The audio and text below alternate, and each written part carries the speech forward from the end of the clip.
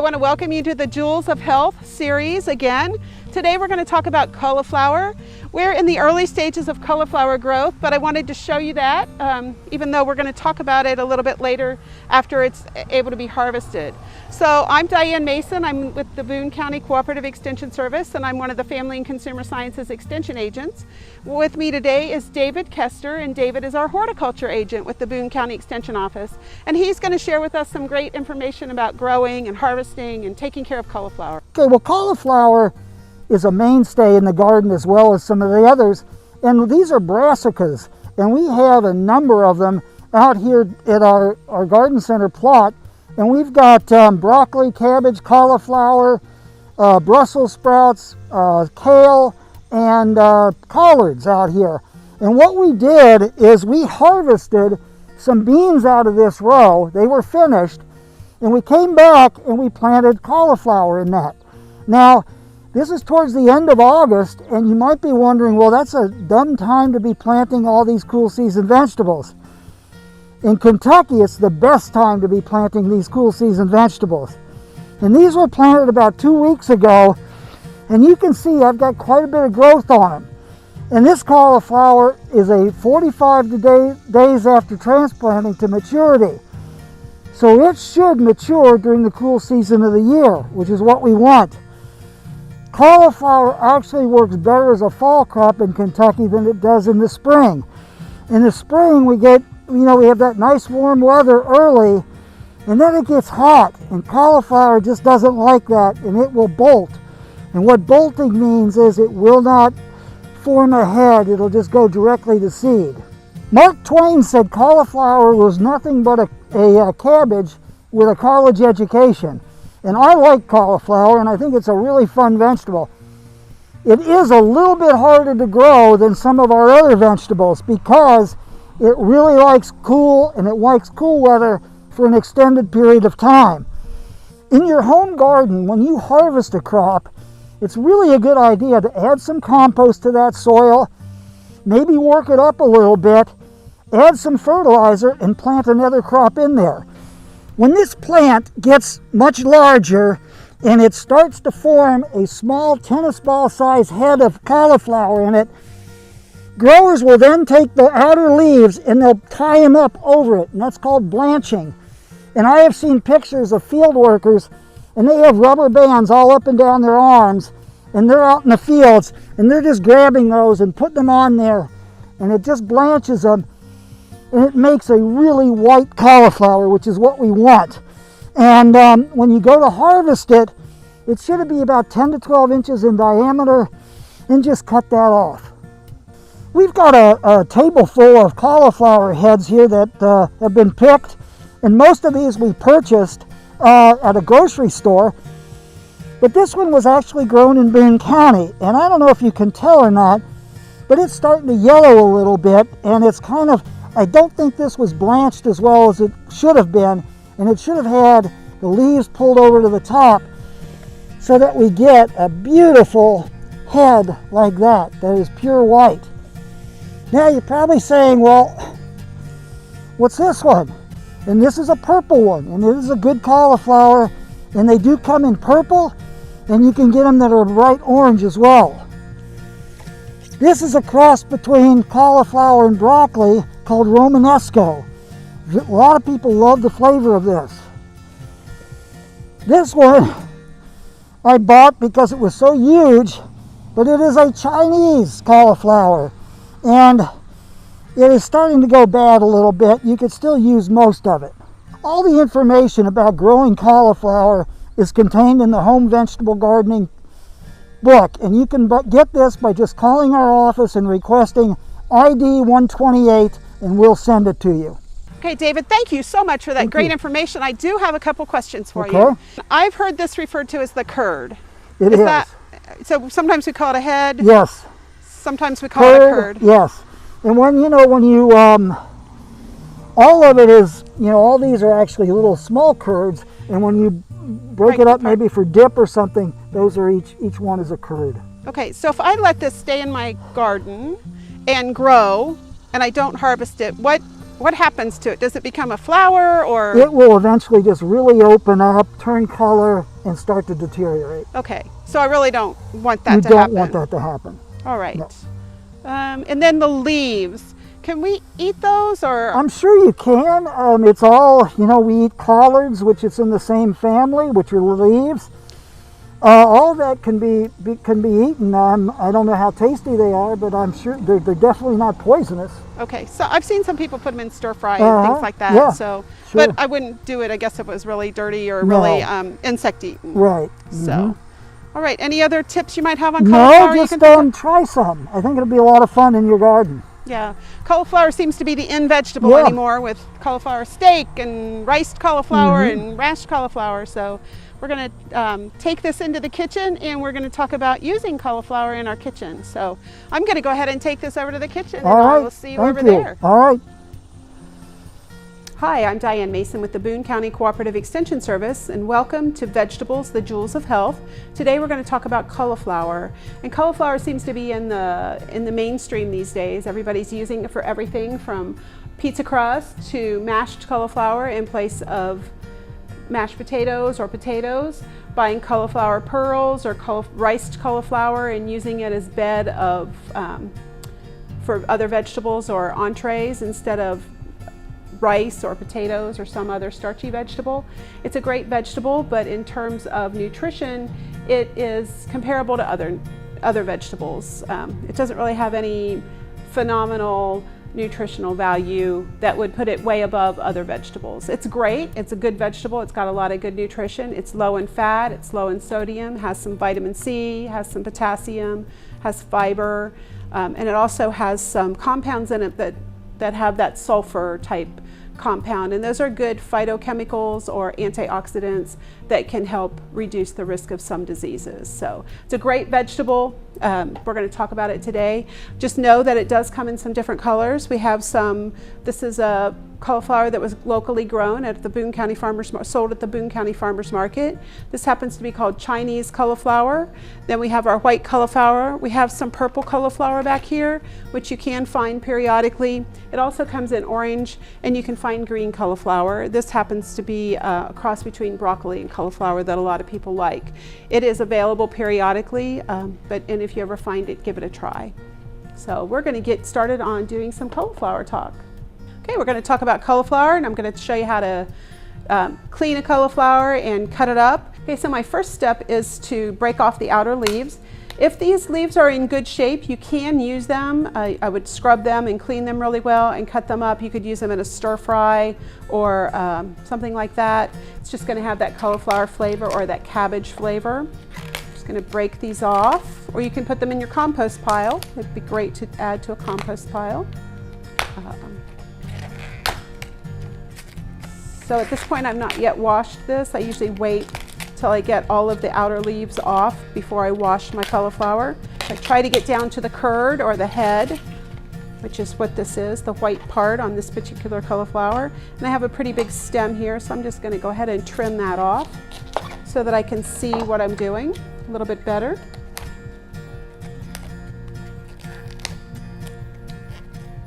And at this point, I'm going to take this to the sink, wash it really well, run water down underneath. In fact, I'm going to cut this out just a little bit more with a little paring knife here. You can eat the stem. You don't have to throw that away. I usually take off the part that has the leaves attached. So try to get down to just the good part, or not just the good part, but get down some more.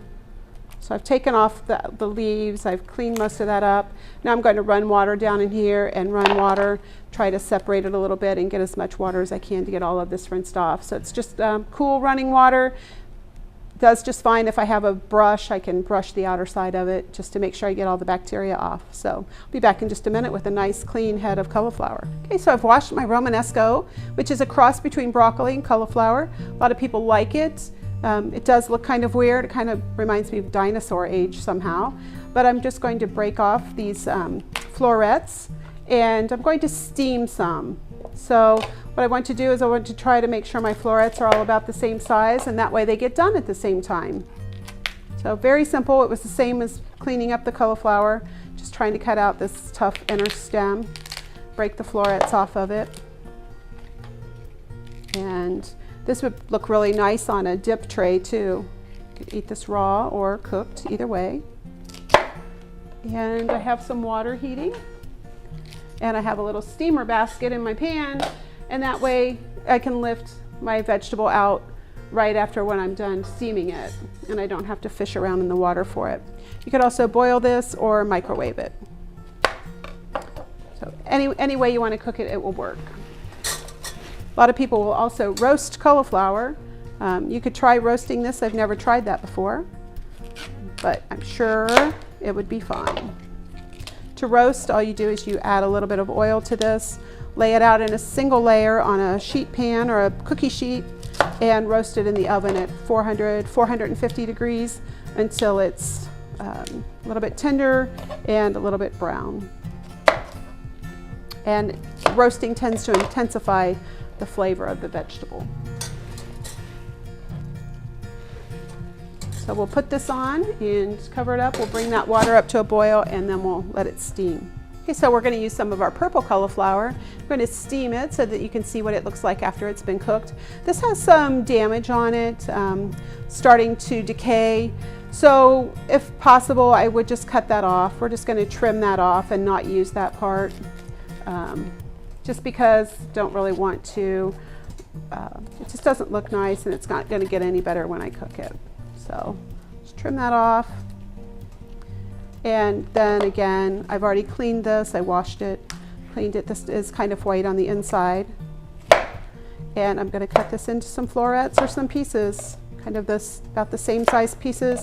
And again, I'm going to steam this. I could certainly do this in the microwave. Or again, you could roast this. Really doesn't have much different taste. The phytochemicals in it are more just because it's a different color.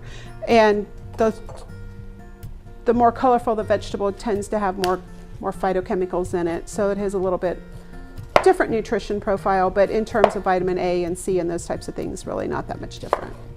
And it's still fat-free, cholesterol-free, all of those things that cauliflower is. I'm gonna turn on my burner over here, and I've got another steamer basket going. And I've got about an inch of water in the bottom there. So I'll add this to my steamer basket. We're going to steam it until it is tender when I put a knife in it. Really shouldn't take all that long to cook. And my green Romanesco is cooking in this pot. It's already starting to change color until it's already starting to cook. So we'll come back when these are ready to go. So we've had our Romanesco cauliflower cooking in the steamer for a little while, and checking it, we can see that the fork easily goes into it. So it's done. So I'm just going to pull this little steamer basket out and put this over in my bowl, make it easier to handle, and let that cool down just a minute. Although if I were serving it, I would definitely serve it hot. But here we go. So that's our Romanesco cooked, and we could just add a little bit of salt or pepper, butter, really any kind of topping. A little bit of ranch dressing sprinkled over the top would be good. But that's our Romanesco cooked. And then our purple cauliflower is also ready. And we've had it in a steamer basket also. I'm just gonna pull that out.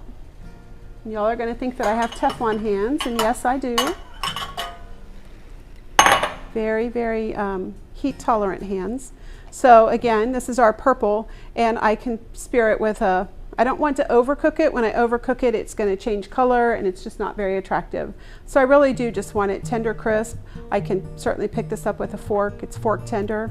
And again, just add any seasoning or any spice that you want. Okay, we're back with cauliflower again. This time we're going to use a white cauliflower, and I just need to chop it up because I'm going to make the creamy cauliflower and roasted garlic soup that's in your publication of the Jewels for Health vegetable study, home study. So I just have a head of cauliflower. I've already washed it. I made sure I tried to separate the head a little bit. I washed the bottom. I've already cut off the leaves. I can do a little bit more trimming. But as a general rule, with the soup, it really doesn't matter what it looks like. I don't have to make sure that I cut it into florets I don't have to worry much about anything because it's all going to get chopped up and then pureed. So just need to chop it some. I need about 3.5 cups or 1 pound. You can weigh the cauliflower at the store, but realize that you're going to lose some of it when you take off the leaves. So I just want some chunks. I'll put it in my bowl here. Cut up the rest of this. I usually use about a head, not a big head, not a really small head like this one, but a medium-sized head is usually what I use for this soup. And I might use the golden cauliflower for this. I probably would not use the purple because I really don't want purple soup. But I suppose if it were Halloween or some other special occasion, you could always give it a go. Not sure what your end result would be. So simple, easy, chopped up the cauliflower. Again, it didn't have to look pretty. It just needs to be chopped up. Okay, we're gonna make our creamy cauliflower and roasted garlic soup. I went ahead and I measured out the cauliflower that I needed. And so we're also going to use an electric pressure cooker for this. You don't have to use an electric pressure cooker or a pressure cooker at all. You can certainly do it on the stovetop. The only advantage to this is it cuts down the amount of time needed to cook it. And kind of fun if you already have this appliance in your house. So we're going to heat up, or we're going to put our 2 teaspoons of oil in our pan. We're going to put in leeks. This is 2 leeks that have been cleaned and cut. Now add our cauliflower. 3.5 cups or about 1 pound of cauliflower. And again, if I was cutting up a head of cauliflower and there was a little bit left, I'd go ahead and put it in. It's not going to hurt. It's just soup, so I wouldn't worry about it. Put in my salt and my pepper. This is white pepper, and we're using white pepper because if we use black pepper, it will show as little black specks, and people will think that you have bugs in your soup, and you really don't. Instead, we're going to use thyme, so I'm going to go ahead and put my thyme in. Then I have 2 cups. We're going to start with 2 cups of chicken broth. If I need more, I have it ready to go, but I'm going to start with this and see how thick my soup is at the end. So I'm going to put my chicken broth in here. And then I'm going to add my roasted garlic. So I roasted this head of garlic, and all I have to do is squeeze out the roasted garlic part. And your hand gets a mess, but that's okay, because that's cooking, isn't it? So I'm squeezing out the meat of the garlic bulb. And roasted garlic has a totally separate flavor from fresh garlic. So let me go wash my hands really fast, and then I will get this started. Okay, so I have all my ingredients in so far that I need to have. I'm going to put my lid on and turn it to lock it. Then I'm going to hit soup. And I need to double check and see how long I have to cook this for because I never remember. So let's cook it for 10 minutes. So I want to cook it on high pressure for 10 minutes. And this one starts on its own. So it will start. You will see the time going, but it's not going to start counting down until it comes up to pressure. I made sure that I have my lid lock in place so that it will build pressure.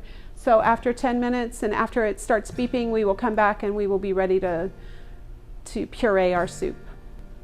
So our cauliflower and roasted garlic soup is coming to an end. We have less than a minute left on our timer, and when we are ready, when the timer goes off, I will release the pressure and allow it to come back down to 0. I'll open the lid, we'll add our milk and our Parmesan cheese, blend it up, and we'll be ready to have some soup.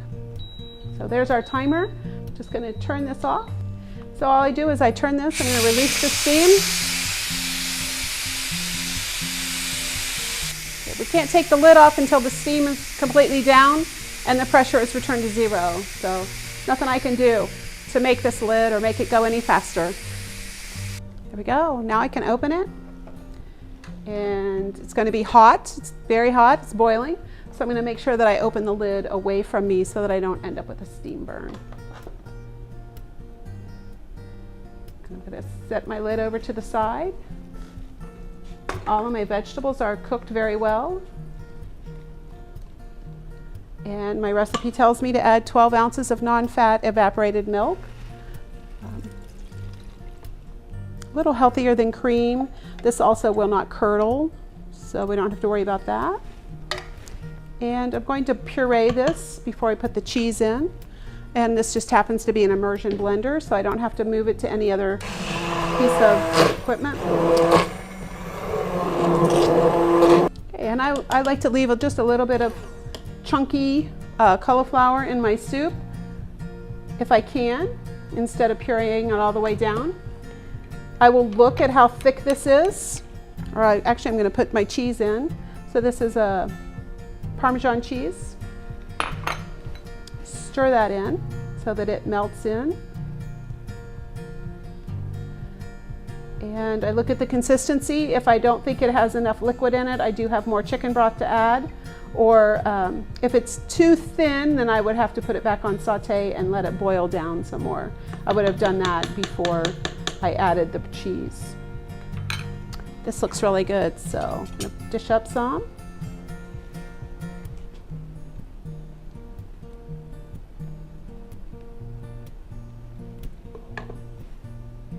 And I have a little sprig of fresh thyme right here. I can put a few thyme leaves on just to add a little garnish, little extra. And enjoy. It's a great winter soup. It's a great soup. It's got a lot of vegetable in it. It's good for you, and very simple and easy to make. And like I said, you can make it on the stovetop in just a regular pot. You can make it in a multi-cooker. You can make it in a stovetop pressure cooker. Any way you want to make it. Give it a try and enjoy sometime this winter. Okay, so we're wrapping up our cauliflower lesson. Thank you for joining it. I just wanted to remind you that we have different colors of cauliflower. We cooked some cauliflower in a steamer. You can also do it in the microwave. There are a lot of products on the market today that have cauliflower in them. My only advice to you on this, whether it's cauliflower pizza crust or cauliflower pizza, these happen to be crackers, is to take a look at the ingredient label and see where cauliflower falls in the ingredient list. Remember that ingredients are listed from most to least. So if cauliflower is near the top, it means it has a lot of cauliflower in it. If it's near the end of the list, it doesn't have very much cauliflower in it at all. So just take a look at that before you go out and start buying things and think that they're wonderful because they have cauliflower in them. We made some cauliflower roasted garlic soup, which is yummy.